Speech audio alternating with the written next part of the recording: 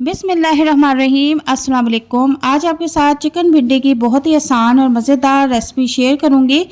जब आप इस रेसिपी को मेरे तरीके से बनाएंगे तो अपनी उंगलियां और प्लेटें भी चाट जाएंगे। बहुत ही टेस्टी और मज़ेदार और बहुत ही जल्दी बनकर तैयार हो जाती है। तो टाइम ज़ाया किए बिना रेसिपी को स्टार्ट करते हैं। बिस्मिल्लाहिर्रहमानिर्रहीम।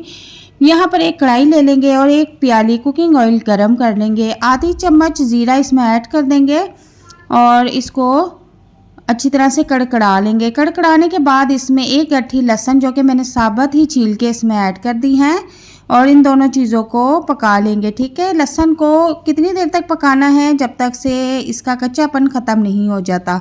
ठीक है, इसके बाद मैं इसमें चिकन ऐड कर दूंगी। चिकन की क्वांटिटी आपको बता देती हूँ कि 400 ग्राम है और इसको भी हम फ्राई कर लेंगे। ठीक है, चिकन को फ्राई करने से क्या होगा कि इसके अंदर जो एक मखसूस सी स्मेल होती है वो ख़त्म हो जाएगी। इसी दौरान इसमें नमक भी टेस्ट के मुताबिक ऐड कर देंगे ताकि चिकन में नमक जो है वो अच्छी तरह से रच बस जाए।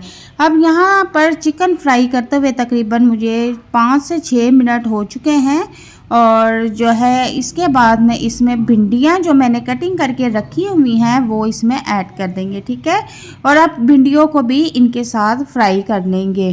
तो भिंडी की क्वांटिटी भी आपको बता देती हूँ। भिंडी मैंने तकरीबन 3 पाव ली है और इनको भी मैंने छोटा छोटा कटिंग कर लिया था। और भिंडी कटिंग करने से पहले वॉश करना है और वॉश करने के बाद इसको खुश्क करके फिर आपने कटिंग करनी है। ठीक है, अब भिंडी भी हम फ्राई कर लेंगे और भिंडियों को फ्राई करते हुए तकरीबन 5 से 6 मिनट हो चुके हैं। तो मैं इसमें अब जो है प्याज ऐड कर दूंगी। प्याज की क्वांटिटी मैं आपको बताती हूँ कि 1 पाव यानी कि 250 ग्राम मैंने प्याज लिए हैं, वो मैंने इसमें बारीक चॉप करके ऐड कर दिए हैं। ठीक है, और अब इन दोनों चीज़ों को अच्छी तरह से फ्राई करने के बाद चिकन को मैं बाहर निकाल लूँगी। चिकन के जो पीसीज हैं इनको हम किसी प्लेट में निकाल लेंगे क्योंकि ये काफ़ी देर से अच्छी तरह से फ्राई हो चुका है। अब इसको किसी प्लेट में निकाल के रख देंगे और आगे चल के मैं बताऊंगी कि इसका क्या करना है। अब यहाँ पर भिंडी और प्याज हम फुल फ्लेम पे अच्छी तरह से फ्राई कर लेंगे। कितनी देर तक फ्राई करना है ये मैं आपको बता देती हूँ कि जब तक से ये बिल्कुल नरम नहीं हो जाते। तो यहाँ पर आप देख लें कि भिंडी और प्याज अच्छी तरह से नरम हो चुके हैं और इनको हमने गोल्डन या हमने ब्राउन नहीं करना। और अब चूल्हे का फ्लेम ऑफ कर देंगे।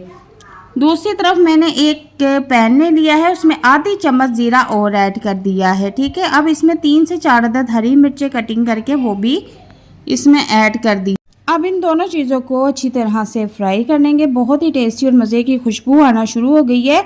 इस वक्त जो इन दोनों चीज़ों का फ्लेवर बनता है उससे आपका चिकन और भिंडी जो है वो बहुत ही टेस्टी बनती है। इसके बाद 2 अदद बड़े साइज़ के मैंने टमाटर कटिंग कर लिए थे वो भी इसमें डाल देंगे और इनको अच्छी तरह से हम भून लेंगे। जब आप इस रेसिपी को बनाएंगे ना तो यकीन करें ये इतनी टेस्टी और मज़े की बनती है कि आप बार बार बनाने पर मजबूर हो जाएंगे। और अगर आप मेरे चैनल पर नए हैं तो काइंडली मेरे चैनल को भी सब्सक्राइब कर दें। अब इसमें मैं चिकन भी ऐड कर दूंगी। ठीक है, चिकन ऐड करने के बाद इसमें टेस्ट के मुताबिक मिर्च मसाले ऐड कर लेंगे। ठीक है, आधी चम्मच हल्दी, आधी चम्मच सुरख मिर्च और 1 चम्मच पिसा हुआ धनिया भी इसमें ऐड कर देंगे। टेस्ट के मुताबिक नमक भी ऐड कर देंगे और अब इसको अच्छी तरह से हम भून लेंगे। ठीक है, चिकन ऑलरेडी हमारा जो है वो फ्राई हुआ है और मसाला जो है वो हम ज़्यादा पेस्ट नहीं करेंगे क्योंकि चिकन भिंडी में थोड़ा सा मसाला हम खड़ा रखेंगे।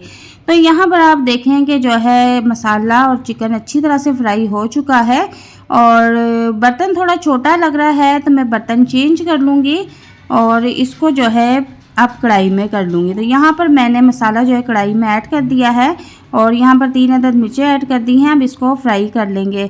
तो मसाला जो है वो अच्छी तरह से फ्राई हो चुका है। अब मैं इसमें भिंडी और प्याज जो मैंने फ्राई करके रखे हुए हैं वो इसमें डाल दूँगी। ठीक है, और ये दोनों चीज़ें डालने के बाद सिर्फ 3 से 4 मिनट तक इसको भूनना है क्योंकि ऑलरेडी हमारी सारी चीज़ें भुनी हुई हैं, अच्छी तरह से पकी हुई हैं। बस मिक्स करने के बाद 2 से 3 मिनट तक फ्राई करना है।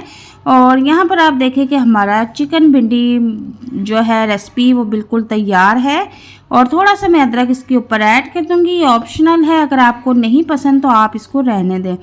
और हरा धनिया कटिंग करके वॉश करके अच्छी तरह से रखा हुआ था, वो भी इसके ऊपर थोड़ा सा स्प्रिंकल कर देंगे और सिर्फ 1 मिनट के लिए हम इसको कवर कर देंगे ताकि इन तीनों चीज़ों का फ्लेवर जो है इसमें अच्छी तरह से आ जाए।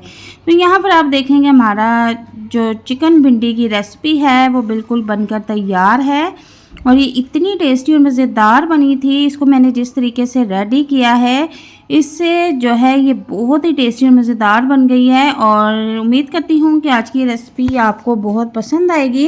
इस रेसिपी को ट्राई ज़रूर कीजिएगा और मुझे कमेंट बॉक्स में लाजमी बताइएगा। अल्लाह हाफिज़।